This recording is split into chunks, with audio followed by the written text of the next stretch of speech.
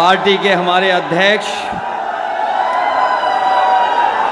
Samajwadi party के जिले के अध्यक्ष राजेश यादव जी, हमारे आपके समाजवादी पार्टी इंडिया गठबंधन की प्रत्याशी श्रीमती अनु टंडन जी, मंच पर उपस्थित अरुण शंकर शुक्ला जी, सुनील सिंह साजन जी, उदयराज यादव पूर्व विधायक जी, सुधीर रावत पूर्व मंत्री, बदलू खां साहब, सुंदरलाल लोधी जी, सुंदरलाल कुरेल जी, राजकुमार निषाद, राम कुमार निषाद जी, अशोक सिंह जी, हरि प्रसाद कुरेल जी, श्रीमती आरती वाजपेयी, कांग्रेस पार्टी के जिलाध्यक्ष अकमल जुनेद जी, जिलाध्यक्ष आप पार्टी श्री मुन्ना अलवी, अंकित परिहार, डॉक्टर आचल वर्मा, डॉक्टर अभिनव कुमार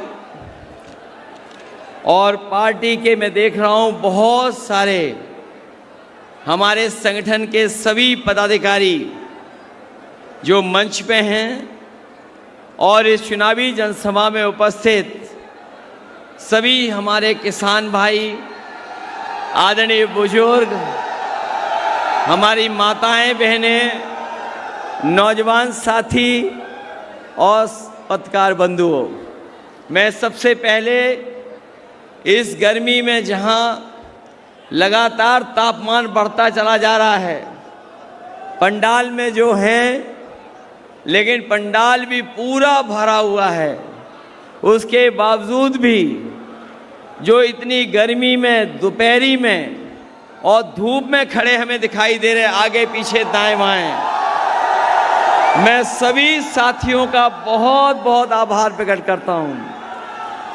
इस बार जो उन्नाव की हवा चल रही है, ये जो उन्नाव में इस बार इंडिया गठबंधन के पक्ष में हवा चल रही है, वो न केवल जीत दिलाने जा रही है बल्कि रिकॉर्ड मतों से इस बार उन्नाव से अनु टंडन जी जीत के जा रही हैं। मैं पहले चरण से चुनाव में इंडिया गठबंधन के पक्ष में हम लोग अपील करते आ रहे हैं और पहले चरण से ही जो माहौल बना है उसके लिए मैं करोड़ों मतदाताओं का धन्यवाद दूंगा कि उन्होंने मन बना लिया है कि इस बार भारतीय जनता पार्टी का वो सफाया करेंगे।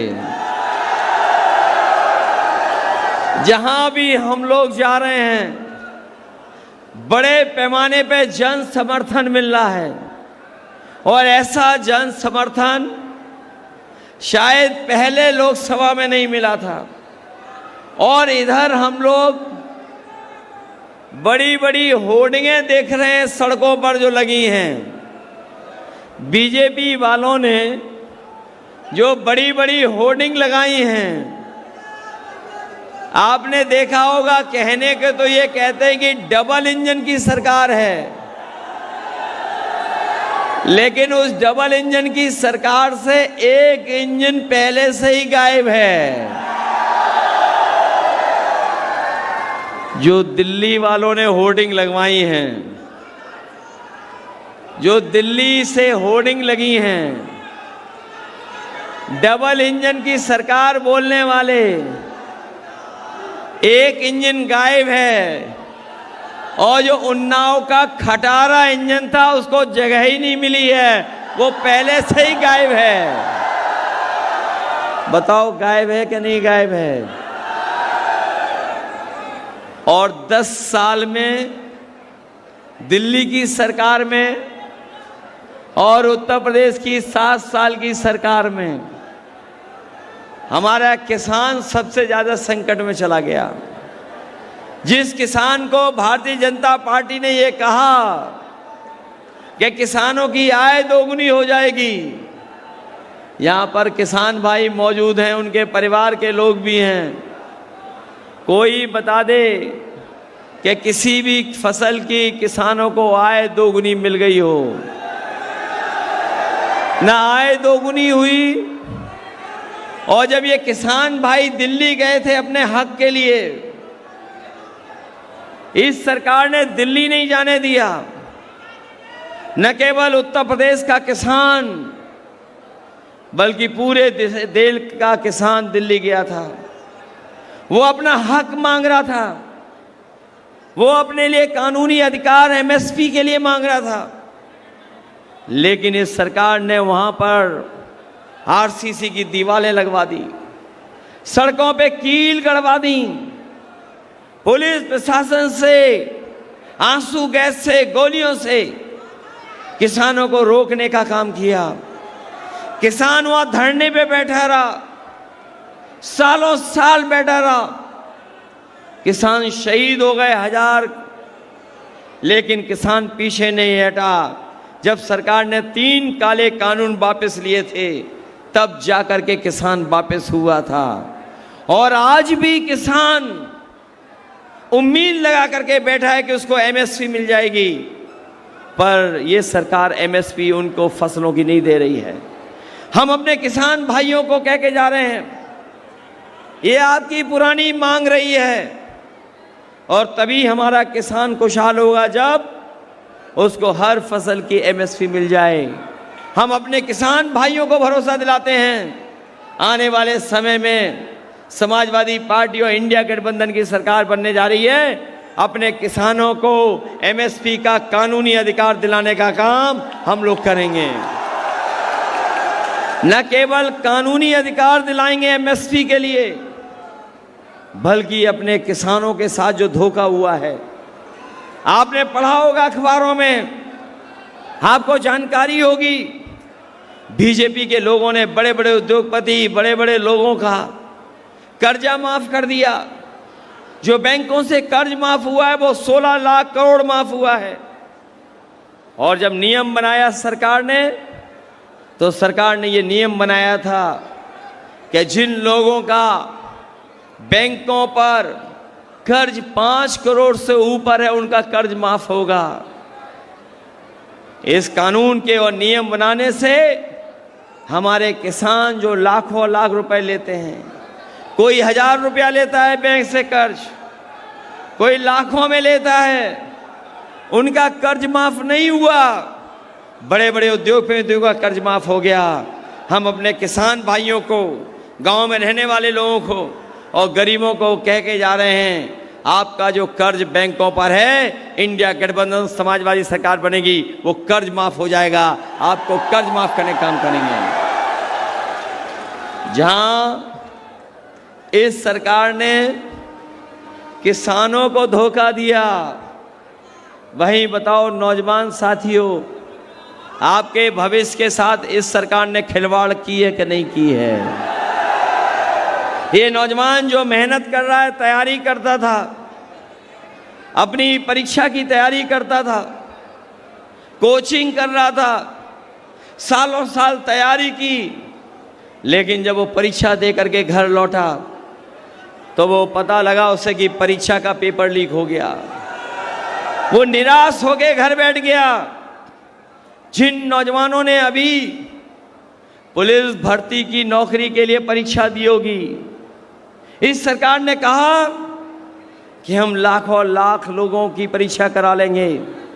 हमारा नौजवान 2 दिन परीक्षा लिखा, लेकिन जब वो घर पहुंचा तो उसे पता लगा कि पेपर पहले ही लीक हो गया था। उसे मजबूरी में सड़क पे आना पड़ा, और जब नौजवान सड़क पे आया तो इस सरकार के पास कोई रास्ता नहीं था, पेपर रद्द करना पड़ा। बताओ नौजवान साथियों, आपकी हर परीक्षा का पेपर कैंसिल हुआ कि नहीं हुआ? ये पेपर लीक करा रहे कि नहीं करा रहे? और कोई 1-2 परीक्षा का पेपर लीक नहीं हुआ है, 10 से ज्यादा परीक्षाओं के पेपर लीक हुए हैं। बताओ लीक हुए कि नहीं लीक हुए हैं?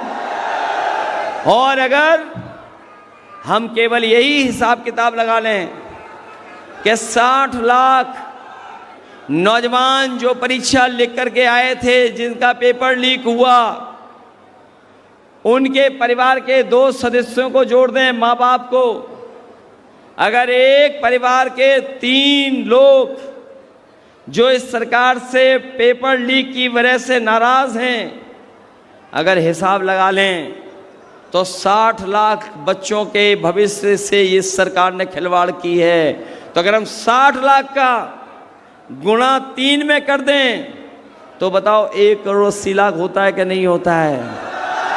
और यही 1 करोड़ 80 लाख अगर हम 80 लोकसभाओं से भाग दे दें तो भारतीय जनता पार्टी का हर लोकसभा से 2,25,000 वोट कम हो गया।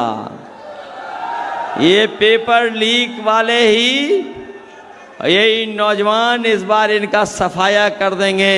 भारतीय जनता पार्टी का पता नहीं लगेगा कि कैसे उनका सफाया हो गया। बताओ नौजवानों, धोखा मिला कि नहीं मिला सरकार में? न केवल नौकरियों के पेपर लीक से धोखा मिला है, बल्कि हमारा नौजवान जो फौज में जाना चाहता था, जो फौज की नौकरी करना चाहता, जो पक्की वर्दी पहनना चाहता था, बताओ ये आधी अधूरी नौकरी से उसके भविष्य की खिलवाड़ इन्होंने की है। मैं अपने तमाम नौजवानों को भरोसा दिला के जा रहा हूं कि जो फौज में पक्की नौकरी करना चाहते हैं, समाजवादी सरकार और इंडिया गठबंधन की सरकार बनेगी, आपकी अग्नि व्यवस्था खत्म कर करके जो पहले जैसी व्यवस्था थी फौज की, वैसी पक्की नौकरी दिलवाने का काम करेंगे।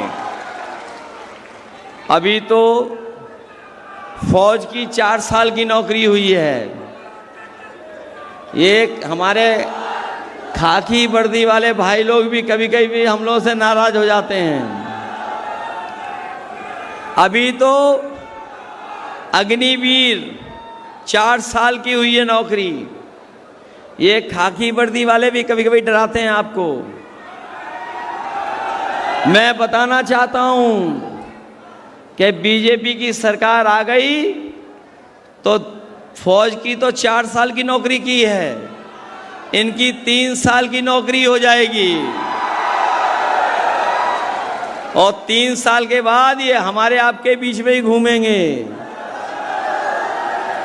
कभी कभी ये पत्रकार साथी हमसे सवाल पूछते हैं, तो ये कैसे हो जाएगी खाकी वर्दी वालों की 3 साल की नौकरी? मैं उनसे पूछता हूं कि बताओ, क्या आपको पता था कि एयरपोर्ट बिक जाएंगे? क्या आपको पता था कि पानी के जहाज बिक जाएंगे? क्या आपको पता था कि बंदरगाह बिक जाएगा? क्या आपको पता था LIC बिक जाएगी? क्या आपको पता था कि बैंकें डुबा दी जाएंगी? क्या आपको पता था कि आधी रात को नोटबंदी हो जाएगी? तो इसलिए बीजेपी के लोग सरकार में आ गए तो 4 साल तो दूर फौज की है, इनकी 3 साल की नौकरी हो जाएगी। इसलिए सावधान हो कि नहीं सावधान हो आप लोग?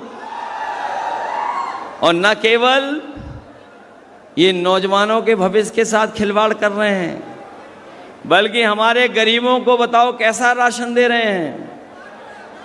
जब पहले वोट चाहिए था इन्हें तो रिफाइंड तेल दे रहे थे, नमक दे रहे थे, दाल दे रहे थे, चना दे रहे थे, और जब सरकार बन गई उसके बाद राशन में क्या दे रहे हैं आपको? अब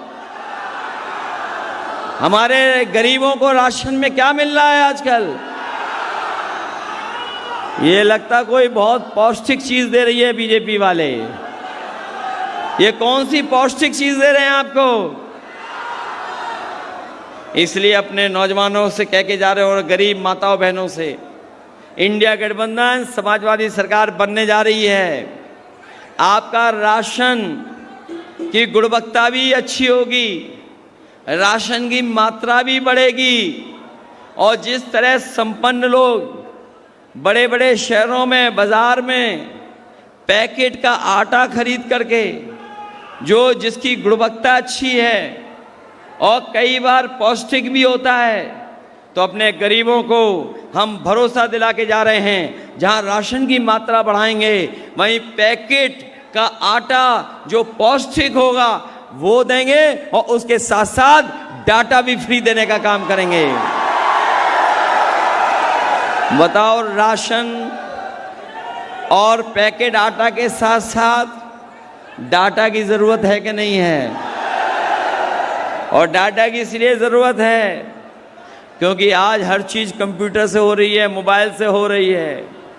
कोई जानकारी हासिल करनी हो, फॉर्म भरना हो, नौकरी के बारे में पता करना हो, ऑनलाइन पढ़ाई करनी हो।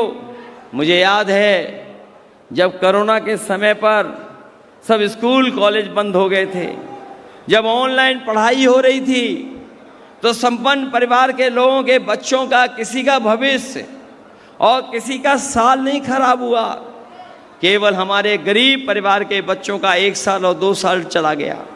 इसलिए हम समाजवादी लोग कह रहे हैं कि जिस तरीके से हम लोगों ने लैपटॉप बांटा था, उसी तरीके से आपको इस बार डेटा फ्री देंगे और पौष्टिक आटा भी अपने गरीबों को देंगे।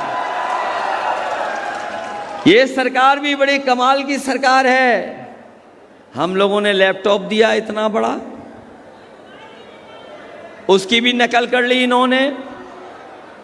हमारा जब लैपटॉप दिया हुआ कोई भी चलाता होगा, जहां आज भी चल रहा होगा, बताओ उसमें नेताजी हम लोग दिखाई देते हैं कि नहीं दिखाई देते हैं? हम लोगों ने लैपटॉप दिया बड़ा, इन्होंने छोटा कर दिया। बताओ इनका कैसा है? रद्दी दिया कि नहीं दिया? रद्दी। और उसमें उंगली घिसते रहो, चलता ही नहीं है। बताओ वो चलता है क्या? समाजवादियों ने जो एम्बुलेंस दी थी इन्होंने खराब कर दी। जो गांव-गांव जाती थी, गरीब माताओं बहनों सबको गांव से अस्पताल जाना होता था, पहुंच जाते थे, जल्दी आ जाती थी एम्बुलेंस। आप बताओ जब फोन करते हो तो कब एम्बुलेंस पहुंचती है?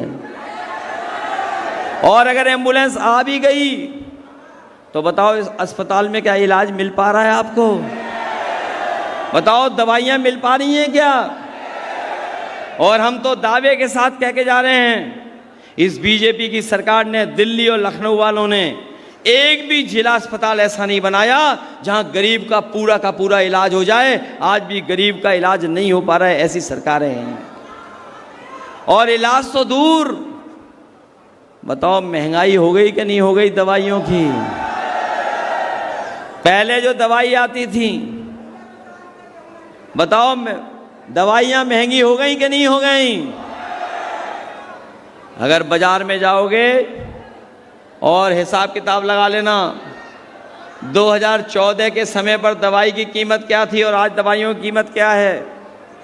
जो नौजवान हमारे मोटरसाइकिल पे चलते होंगे, याद करो 2014 में, उससे पहले मोटरसाइकिल कितने रुपए की आती थी? कितने रुपए की आती थी? 50 या 60 हजार की। और आज बताओ मोटरसाइकिल कितने की आती है? पहले साइकिल कितने की आती थी और आज साइकिल कितनी हो गई? और जो बड़ी बड़ी गाड़ियां हैं वो कितनी महंगी हो गई? ये महंगी हो गई नहीं हो गई? और देखिए महंगाई और बोरी की चोरी इन्होंने पता है कहां से सीखी है? पार्ले जी के बिस्किट के पैकेट से। हमारे पुराने लोग जानते होंगे। बताओ पार्ले जी का बिस्किट पैकेट कितना बड़ा आता था पहले? पहले बड़ा आता था, और जैसे जैसे महंगाई हुई और मुनाफा कमाते रहे, बताओ पैकेट कितने का हो गया? छोटा हो गया पैकेट के नहीं हो गया? अब कितने पैकेट में बिस्किट आते हैं? ये बीजेपी की सरकार आ गई तो पैकेट में एक ही बिस्किट निकलेगा, दूसरा बिस्किट नहीं निकलेगा। आपकी बोरी से चोरी हुई कि नहीं हुई? पहले कितने किलो चोरी हुई और अब कितनी और चोरी हो गई? ये सरकार आ गई बीजेपी वालों की तो आपको खाद भी पाउच में मिलेगी और दूसरा कोई रास्ता नहीं। बताओ ये धोखा दे रहे हैं कि नहीं दे रहे हैं? इसलिए सावधान रहोगे आप लोग। और न केवल ये लोग महंगाई और बेरोजगारी बढ़ा रहे हैं, बल्कि हमारे भविष्य के साथ भी खिलवाड़ कर रहे हैं। ये चुनाव न केवल हमारे आपके भविष्य का है, बल्कि आने वाली पीढ़ी के भविष्य का भी है, क्योंकि ये संविधान को बदलना चाहते हैं। और हम ये जानते हैं आपके समर्थन जो मिल रहा है, जो लोग संविधान को बदलने निकले हैं उसको ये जनता बदल देगी। और याद रखना, ये संविधान हमें हक दिलाता है, ये संविधान हमें अधिकार दिलाता है। ये बाबा साहब भीमराव अंबेडकर जी का दिया हुआ संविधान हमारा संजीवनी है। बताओ आप क्या बदलने दोगे संविधान को?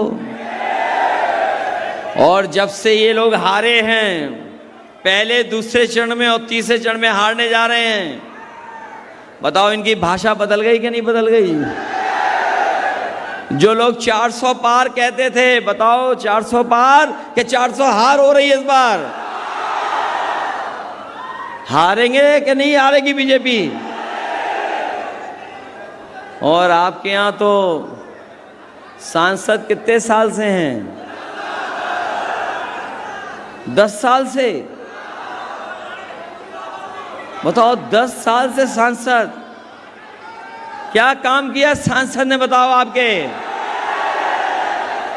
बताओ उनकी हर बात झूठी निकली कि नहीं निकली? हर वादा झूठा है कि नहीं इनका?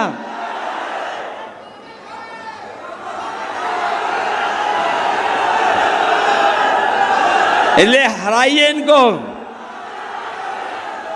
और अभी मैं दिल्ली गया था, ऐसे ही सांसदों के लिए हमें एक गाना मिला है, ऐसे ही सांसदों के लिए एक हमें दिल्ली में गाना मिला है। बताओ सुनोगे आप लोग? मैं अपने साथियों से कहूंगा, जहां मैं अपील करने आया था और अपील करके जा रहा हूं आपसे, कि अन्नू टंडन जी समाजवादी पार्टी और इंडिया गठबंधन की प्रत्याशी हैं। ये सुलझी हुई हैं प्रत्याशी, ये ईमानदार हैं, ये आपके क्षेत्र का काम भी करेंगे, विकास भी कराएंगे, और हम समाजवादी लोग इनका सहयोग करने का काम करेंगे। बताओ लोग, आप लोग जिताओगे? अच्छे वोटों से जिताओगे आप लोग? और पिछले वोट की बेईमानी का बदला लोगे कि नहीं लोगे? बताओ, हमारी बेईमानी से सरकार नहीं बननी थी इन्होंने। बताओ, हम लोगों के साथ धोखा किया कि नहीं किया? तो इस बार एक एक वोट इनके चुनाव चिन्ह साइकिल पे डाल करके इन्हें लोकसभा में पहुंचाने का काम करना, यही निवेदन, यही अपील करने आया हूं। मैं अपने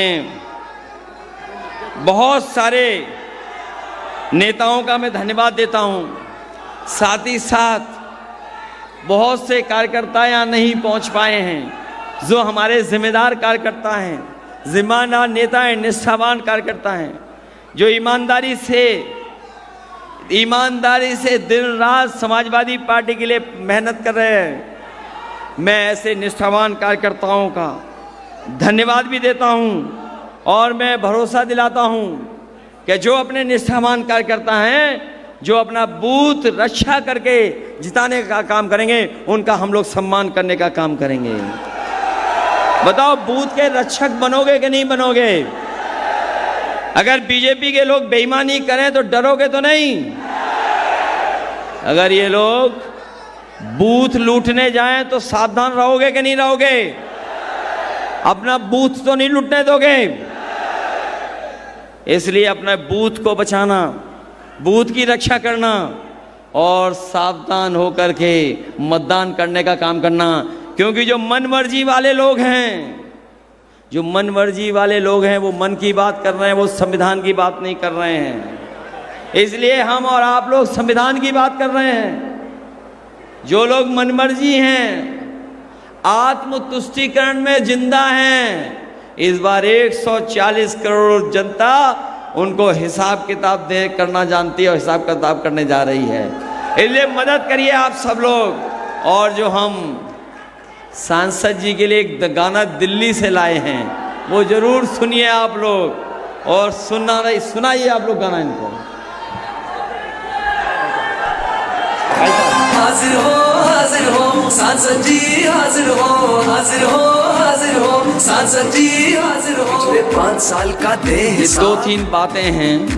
क्या वैसे तो उन्नाव में हम लोगों ने बहुत काम किया है। मुझे याद है जब मैं मुख्यमंत्री था, यहाँ से विधायक दीपक जी थे, मुझे सबसे पहले लेके गए थे अपने गंगा पुल के शुरुआत के लिए।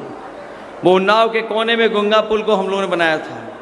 इसी उन्नाव में शुक्लागंज से हम लोग सड़क से और साइकिल से चल के आए थे। जहाँ लखनऊ में ऐसी सड़क नहीं थी, वो सड़क बनवा दी थी।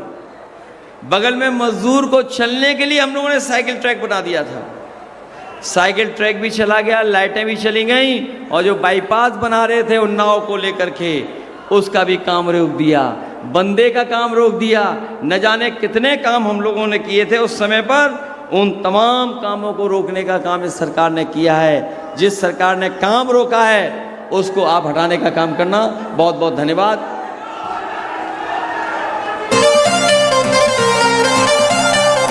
हाजिर हो सांसद जी, हाजिर हो सांसद जी, हाजिर हो। पिछले 5 साल का दे हिसाब, क्या दिया क्षेत्र को दे जवाब। बहुत हुए प्रचार के किस्से, क्या सच में आया जनता के हिस्से। सांसद जी आकर बदलाओ, नहीं तो वापस फिर ना आओ, नहीं तो वापस फिर ना आओ, नहीं तो वापस फिर ना आओ। हाजिर हो सांसद जी, हाजिर हो सांसद जी, हाजिर हो। किसान को भूले वोट को लेकर, आय दुगनी का जुमला देकर, छुट्टा पशुओं ने किया नाक में दम, करी यूरिया बोली से कम। मजदूर की तुमने मजदूरी मारी, डरी सहमी सी हर लड़की नारी।